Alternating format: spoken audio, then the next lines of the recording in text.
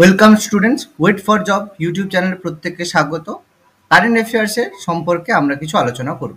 প্রথম প্রশ্ন, অসংগঠিত ক্ষেত্রের কর্মীদের জন্য আইপিপিপি কর্তৃক চালু করা বীমা প্রকল্পের নাম কি? আইপিপিপি হচ্ছে ইন্ডিয়ান পোস্ট পেমেন্ট ব্যাংক, অর্থাৎ পোস্ট অফিসে যে পেমেন্ট ব্যাংক পরিষেবা রয়েছে সেটা সেটা মানে সেখান থেকে একটা যে বীমা প্রকল্প চালু করা হয়েছে সেটার নাম কি? এর অ্যান্সার হচ্ছে সি, অন্তর্দয় শ্রমিক সুরক্ষা যোজনা।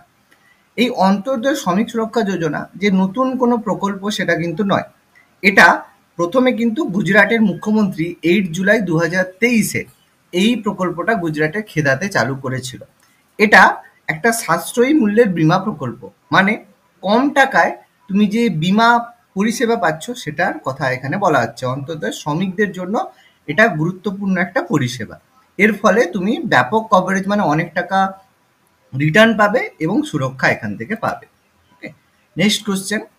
আচ্ছা, তোমরা যদি অঙ্ক, ডব্লিউপিপি, কেপি, জিকে, রেলওয়ে এইসব পরীক্ষার জন্য প্রস্তুতি নিয়ে থাকো তাহলে প্রত্যেকের জন্য একটা সুবর্ণ সুযোগ রয়েছে। প্রত্যেকে দেখো খুব কম মূল্যে এর সাজেশন তোমরা পেয়ে যাবে। নিচে দেখো একটা হোয়াটসঅ্যাপ নাম্বার দেওয়া আছে, সেই হোয়াটসঅ্যাপ নাম্বারে যোগাযোগ করো, অথবা ডেসক্রিপশন বক্সে পিডিএফ কেনার লিঙ্ক তোমরা পেয়ে যাবে, সেখান থেকে তোমরা পারচেস করতে পারো। প্রত্যেকে ভালোভাবে প্রিপারেশন নেবে। চলো নেক্সট কোশ্চেন। ডক্টর পুনম গুপ্তার আগে কতজন মহিলা আরবিআই এর ডেপুটি গভর্নর পদে অধিষ্ঠিত ছিল? আরবিআই হচ্ছে আমাদের যে রিজার্ভ ব্যাংক অফ ইন্ডিয়া, ভারতের যে কেন্দ্রীয় ব্যাংক, সেখানে যেমন আমাদের গভর্নর থাকে সেরকম কিছু ডেপুটি গভর্নর থাকে। তো সেরকম মহিলা গভর্নর এখন ডক্টর পুনম গুপ্তাকে ডেপুটি গভর্নর হিসাবে অধিষ্ঠিত করা হয়েছে। এর আগে কতজন ছিল সেটা জানতে চাইছে। এর অ্যান্সার হবে অপশন সি, 3 জন। আমরা একটু জেনে নিই। ডক্টর পুনম গুপ্তা 2 এপ্রিল 2025-এ রিজার্ভ ব্যাংকের ডেপুটি গভর্নর হিসেবে দায়িত্ব পালন করেছে। এর আগে কে জি উদেশি, শ্যামলা গোপীনাথ এবং উষা খোরাতের মতো আরও কিছু 3 জন মহিলা তার আগে ডেপুটি গভর্নর হিসেবে যুক্ত হয়েছিলেন। তিনি চতুর্থ মহিলা হিসেবে আরবিআই এর ডেপুটি গভর্নর হলেন। Next question. ব্যাডমিন্টনে পারফরমেন্সের জন্য 2025 সালে মেজর ধ্যানচাঁদ খেলরত্ন পুরস্কার কাদের দেওয়া আছে? 4টে অপশন দেওয়া আছে। ঠিক অ্যান্সার কি হবে? ঠিক অ্যান্সার হবে অপশন এ, সাত্বিক সাইরাজ রঙ্কি রেড্ডি এবং চিরাগ শেট্টি। কি ব্যাপার একটু জেনে নিই। 2023 সালে তাদের কিন্তু প্রাথমিকভাবে এই পুরস্কারের জন্য তাদের নাম ঘোষণা করা হয়েছিল, কিন্তু টুর্নামেন্টের প্রতিশ্রুতির কারণে এটা কিন্তু তারা পেতে পারেনি। 2025 সালে মে মাসে এসে তাদেরকে এই পুরস্কারটা প্রদান করা হয়েছে। খুবই গুরুত্বপূর্ণ একটা ইনফরমেশন। নেক্সট, এসবিআই এর মিউচুয়াল ফান্ডের বর্তমানে এমডি এবং সিইও কে? আমাদের SBI state bank of India. এবার প্রত্যেক ব্যাংক কি করে, আলাদা আলাদাভাবে নিজের মিউচুয়াল ফান্ড তৈরি করে, সেরকম প্রত্যেকের মিউচুয়াল ফান্ড প্রত্যেক কোম্পানিরই রয়েছে। সেরকম এসবিআই এর মিউচুয়াল ফান্ডে বর্তমান এমডি এবং সিইও কে? তাহলে 4টে অপশন রয়েছে, অ্যান্সার হবে শ্রী নন্দকিশোর। আমরা একটু জেনে নিই এই সম্পর্কে। এসবিআই মিউচুয়াল ফান্ড তৈরি করা হয়েছিল 1987 খ্রিস্টাব্দের 29শে জুন। এর সদর দপ্তর বা হেডকোয়ার্টার রয়েছে মহারাষ্ট্র মুম্বাইতে, এবং এর প্রেজেন্ট সিইও হচ্ছে মিস্টার নন্দকিশোর। এই যে এসবিআই এফএমপিএল মানে এসবিআই মিউচুয়াল ফান্ড যে রয়েছে সেটা ভারতের একটা পাবলিক সেক্টর ব্যাংক। ওকে, এটা ভারত এবং ইউরোপের একটা যৌথ কোম্পানির যৌথ উদ্যোগ, যেটাকে আমরা সমবায় উদ্যোগ বলে থাকি, তার মাধ্যমে এটা তৈরি করা হয়েছে। Next question. প্রতি বছর মে মাসে প্রথম রবিবার বিশ্ব হাসি দিবস পালন করা হয়, ওয়ার্ল্ড লাফটার ডে। এই বিশ্বব্যাপী হাসি দিবস আন্দোলন কোন ব্যক্তি প্রতিষ্ঠা করেছিলেন? খুবই গুরুত্বপূর্ণ কোশ্চেন, কারণ হাসি আমাদের প্রত্যেকের জন্য গুরুত্বপূর্ণ, প্রত্যেকের জীবনে হাসাটা খুব প্রয়োজন। তো এই আন্দোলনের প্রতিষ্ঠাতা কে ছিল? 4টে অপশন দেওয়া আছে, কি হবে অ্যান্সার? অ্যান্সার হবে option B, Madan Kataria, doctor Madan Kataria. একটু জেনে নিই এই সম্পর্কে। প্রতি বছর মে মাসে প্রথম রবিবার বিশ্ব হাসি দিবস পালন করা হয়। এই বছর প্রথম রবিবারটা পড়েছে 5ই মে, সেই কারণে 5ই মে এটা পালন করা হয়েছে। কিন্তু এই বিশ্ব হাসি দিবস প্রথমবার প্রতিষ্ঠা হয়েছিল 1998 সালে, এবং প্রথম উদযাপন করা হয়েছিল 10ই মে 1998 সালে। এটা ভারতের মুম্বাইতে এই বিশ্বব্যাপী হাসি আন্দোলনের প্রতিষ্ঠাতা হচ্ছে ডক্টর মদন কাটারিয়া। খুবই গুরুত্বপূর্ণ ইনফরমেশন। নেক্সট কোশ্চেন বলছে, আইবিএম এবং টিসিএস, আইবিএম এবং টিসিএস দুটো হচ্ছে সফটওয়্যার কোম্পানি। টিসিএস মানে টাটা কনসালটেন্সি সার্ভিস, যেটা আমাদের রতন টাটা স্যার কিছুদিন আগে যিনি মারা গেলেন, তার সহযোগিতায় টিসিএস এবং আইবিএম এর সহযোগিতায় কোয়ান্টাম ভ্যালি টেক পার্ক কোথায় তৈরি হয়েছে? টেক পার্ক মানে টেকনোলজিক্যাল পার্ক। আর কোয়ান্টাম আমাদের ফিজিক্সের খুবই গুরুত্বপূর্ণ জিনিস, কোয়ান্টাম ফিজিক্স। আজকের দিনে কোয়ান্টাম ফিজিক্সের উপর ভিত্তি করে সমস্ত কিছু তৈরি হচ্ছে। তো এরকম একটা পার্ক, টেকনোলজিক্যাল পার্ক বা টেকনিক্যাল পার্ক কোথায় তৈরি হচ্ছে? চারটে অপশন দেওয়া আছে। কি হবে অ্যান্সার? অ্যান্সার হবে অমরাবতী, অন্ধ্রপ্রদেশ। খুব ফেমাস একটা সিটি অমরাবতী, অন্ধ্রপ্রদেশ। আমরা জানি 2014-তে অন্ধ্রপ্রদেশ থেকে ভেঙে তেলেঙ্গানা হয়েছে এবং তেলেঙ্গানাতে হায়দ্রাবাদ চলে গেছে। সে কারণে অন্ধ্রপ্রদেশের কোনো সিটি ছিল না। সে কারণে অমরাবতী সিটিকে এভাবেই ডিজাইন করা হয়েছে টেকনোলজিক্যাল পার্কের জন্য। সেই কারণে অমরাবতী অন্ধ্রপ্রদেশে একটা টেকনোলজিক্যাল পার্ক তৈরি করা হয়েছে টিসিএস এবং আইবিএম এর সহযোগিতায়। একটু জেনে নিই এই সম্পর্কে। ভারতের কোয়ান্টাম কম্পিউটারিং শিল্পকে এগিয়ে নিয়ে যেতে টিসিএস এবং আইবিএম একটা যুগান্তকারী সহযোগিতায় প্রবেশ করেছে, যেটা আমাদের যে অন্ধ্রপ্রদেশের অমরাবতীতে এই পার্কের উন্নয়নের অংশ। খুবই গুরুত্বপূর্ণ ইনফরমেশন। নেক্সট কোশ্চেন, 2024-25 মৌসুমের এআইএফএ পুরস্কারের জন্য কোন কোচকে সেরা পুরুষ কোচ হিসেবে মনোনীত করা হয়েছে? আমাদের all India football federation AIFF, যেখানে কোচ, সেরা পুরুষ কোচ হিসেবে কাকে অ্যাপয়েন্ট করা হয়েছে? চারটে অপশন দেওয়া আছে। ফুটবল আমরা প্রত্যেকেই জানি, ভারতে প্রত্যেকে ফুটবল পছন্দ করে এবং আমরা বাঙালিরা অবশ্যই ফুটবল পছন্দ করি। ইস্ট বেঙ্গল, মোহনবাগান প্রত্যেকেই কম বেশি ফুটবল খেলা দেখি। ওকে, তাহলে অ্যান্সার কি হবে চারটে অপশনের মধ্যে? অপশন এ হবে খালিদ জামিল। একটু জেনে নিই এই সম্পর্কে।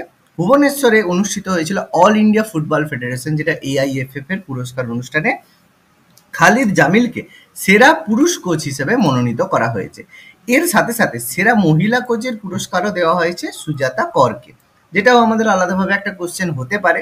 তোমরা এখান থেকে দেখতে পাচ্ছ দুটো ইনফরমেশনই এখানে দেওয়া রয়েছে। Next question, PPP model, public parent parity যেটা মডেল রয়েছে, অর্থাৎ গভর্নমেন্ট এবং পাবলিকের যৌথ উদ্যোগে একটা ভিভিনজাম বন্দরের উন্নয়ন করা হয়েছে একটা বেসরকারি সংস্থা দ্বারা। বন্দর বা পোর্ট আমাদের জন্য খুবই গুরুত্বপূর্ণ, আমরা প্রত্যেকেই জানি। কারণ বন্দর বা পোর্টের মাধ্যমে আমাদের কি হয়, আমরা বিভিন্ন ধরনের ট্রেড বা বাণিজ্য করতে পারি, যেটা আমাদের এক্সপোর্ট এর সঙ্গে সহযোগিতা করে, এক্সপোর্ট ইম্পোর্টে। চারটে অপশন দেওয়া আছে, কি হতে পারে উত্তর? ওকে, এর অ্যান্সার হবে আদানি বন্দর। আদানি, আমরা জানি গৌতম আদানি, আদানির ফাউন্ডার এবং ফার্স্ট জেনারেশনে তিনি এত বড় বিজনেসম্যান হয়েছেন। খুবই গুরুত্বপূর্ণ, ভারতের একজন বিখ্যাত শিল্পপতি গৌতম আদানি। তো সে আদানি বন্দর কি করেছে, ভিজিনজাম বন্দরের উন্নয়নের জন্য পিপিপি মডেল করেছে। পিপিপি মডেল তাহলে কি হবে একটু এটা সম্পর্কে জেনে নিই। আদি শঙ্করাচার্যের জন্মদিন উপলক্ষে কেরালা তিরুবনন্তপুরমে ভিভিনজাম আন্তর্জাতিক গভীর জল বহুমুখী সমুদ্র বন্দরের উদ্বোধন করেছেন প্রধানমন্ত্রী নরেন্দ্র মোদী। এটা আমাদের খুবই গুরুত্বপূর্ণ, আদি শঙ্করাচার্যের জন্মদিন। আদি শঙ্করাচার্য সম্পর্কে হয়তো আমরা এটা ভাবতে পারি এটা কারোর নাম, এটা কিন্তু একটা পোস্ট, একটা পদের নাম। ওকে, তো যাই হোক, সেই সম্পর্কে আমরা খুব বেশি এখানে আলোচনা করব না। এই যে একটা বহুমুখী গভীর জল বহুমুখী সমুদ্র বন্দর, এর মাধ্যমে কি হচ্ছে, প্রচুর জাহাজ ভারতে এখন প্রবেশ করতে পারবে। আদানি পোর্টস, যেটা বহু বছর ধরে আমাদের এই ব্যবসার সাথে যুক্ত রয়েছে, আদানি পোর্টস 8,800 কোটি টাকা ব্যয় নির্মিত হয়েছে, যেখানে ভারতের প্রথম গভীর জল ট্রান্সশিপমেন্ট হাব। অর্থাৎ গভীর সমুদ্র থেকে বড় যেসব জাহাজগুলো হয় সেগুলো তো একদম ভেতরে প্রবেশ করতে পারে না। সেই জন্য কি হয়, মানে আমাদের যে জলতট থেকে কিছু জাহাজে জিনিসটাকে লোড করে সেখানে গিয়ে সেটাকে লোড করা হয়, এই জন্য ট্রান্সশিপমেন্ট হাব। ওকে, খুবই গুরুত্বপূর্ণ। এই পোর্টটা তৈরি করা হয়েছে কেরালার তিরুবনন্তপুরম। খুবই গুরুত্বপূর্ণ একটা ইনফরমেশন আমাদের মনে রাখতে হবে। নেক্সট, প্রতি বছর বিশ্ব সংবাদপত্র স্বাধীনতা দিবস কখন পালন করা হয়? আমরা জানি সংবাদপত্র খুবই গুরুত্বপূর্ণ জিনিস আজকের দিনে। যদিও কিছুদিন পর্যন্ত আগে পর্যন্ত নিউজ পেপার জন্য আমরা খুব ওয়েট করতাম, কিন্তু আজকের দিনে আমরা মোবাইলে সব কিছু পেয়ে যাই। কিন্তু সংবাদপত্র স্বাধীনতা দিবস, যে প্রেসের যে ফ্রিডম, সেটা আমাদের খুব দরকার। ব্রিটিশ সময়ে আমরা দেখেছি এই ফ্রিডমটা রদ করা হয়েছিল।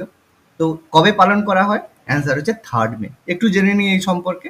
জাতিসংঘের যে সাধারণ পরিষদ, ইউনাইটেড নেশন জেনারেল অ্যাসেম্বলি 3 মে বিশ্ব সংবাদপত্র স্বাধীনতা দিবস ঘোষণা করেছে, যেখানে সংবাদপত্রের স্বাধীনতার সম্পর্কে সচেতনতা বৃদ্ধি এবং মত প্রকাশের দিনটিকে পালন করা হয়। 1993 সালে এটাকে সংবাদপত্র স্বাধীনতা দিবস হিসেবে ঘোষণা করা হয়েছে। আচ্ছা, নেক্সট কোশ্চেন, 2025 সালে মহারাষ্ট্র এবং গুজরাট উভয়ের জন্য কোন মাইল ফলক উদযাপন করা হয়েছে? খুবই গুরুত্বপূর্ণ আমাদের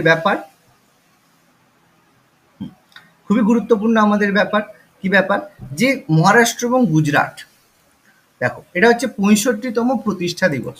আমরা হয়তো এটা সম্পর্কে খুব বেশি জানি না, কিন্তু 1 মে মহারাষ্ট্র এবং গুজরাট দিবস হিসেবে পালন করা হয়, কারণ রাজ্য পুনর্গঠন যে আন্দোলন হয়েছিল, স্টেট রিঅর্গানাইজেশন অ্যাক্ট হয়েছিল, প্রথম অন্ধ্রপ্রদেশ গঠিত হয়েছিল, কিন্তু 1956 সালে এর মাধ্যমে সমস্ত রাজ্য গঠন হয়, কিন্তু বোম্বে প্রেসিডেন্সি ভাগ হয়নি।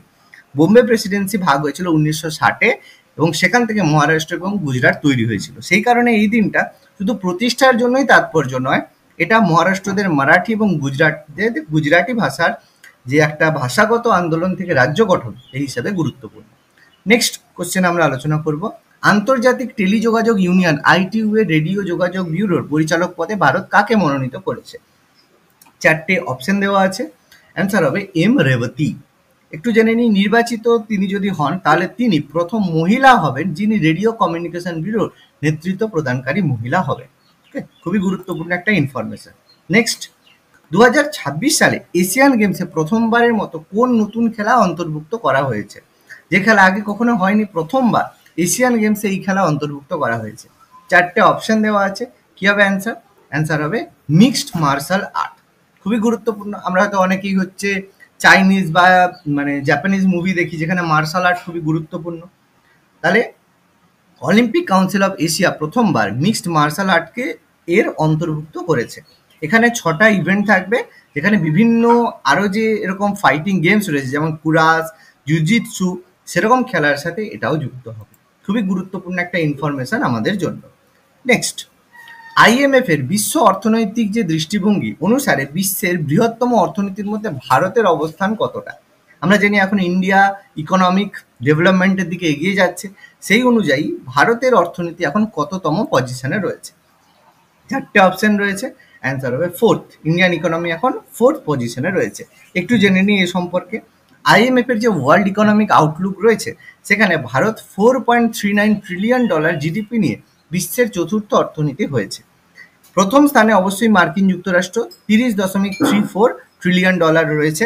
সেকেন্ডে রয়েছে চীন, $19.53 ট্রিলিয়ন। থার্ড রয়েছে জার্মানি, $4.92 ট্রিলিয়ন। আর ভারতের জাস্ট পেছনেই রয়েছে জাপান, $4.27 ট্রিলিয়ন। তাহলে ভারত এখন চতুর্থ পজিশনে রয়েছে। নেক্সট কোশ্চেন, কোন কমিটি রাজস্ব বিভাগের সচিব হিসেবে শ্রী অরবিন্দ শ্রীবাস্তবকে নিয়োগের অনুমোদন দিয়েছে? 4টে অপশন রয়েছে, কেন্দ্রীয় মন্ত্রিসভা, পাবলিক সার্ভিস কমিশন, মন্ত্রিসভা নিয়োগ আর অর্থনৈতিক কমিটি। অ্যান্সার হবে মন্ত্রিসভা নিয়োগ কমিটি। একটু জেনে নিই, শ্রী অরবিন্দ শ্রীবাস্তব 18 এপ্রিল 2025-এ অর্থ মন্ত্রণালয়ে রাজস্ব বিভাগের সচিব হয়েছেন, কিন্তু এর অনুমোদন দিয়েছে মন্ত্রিসভা নিয়োগ কমিটি। এর আগে তিনি প্রাইম মিনিস্টারের যে কার্যালয়, যেটাকে প্রাইম মিনিস্টার অফিস বা পিএমও বলি, তার যুগ্ম সচিব এবং অতিরিক্ত সচিব হিসেবেও দায়িত্ব পালন করেছিলেন। অর্থাৎ খুবই গুরুত্বপূর্ণ একটা ব্যক্তিত্ব। আজকে লাস্ট কোশ্চেন, দিল্লি উন্নয়ন কর্তৃপক্ষ যেটা DDA এর ভাইস চেয়ারম্যান হিসেবে কে দায়িত্ব গ্রহণ করেছেন? 4টে অপশন আমাদের রয়েছে, কি হবে অ্যান্সার? অ্যান্সার হবে N সারভানা কুমার।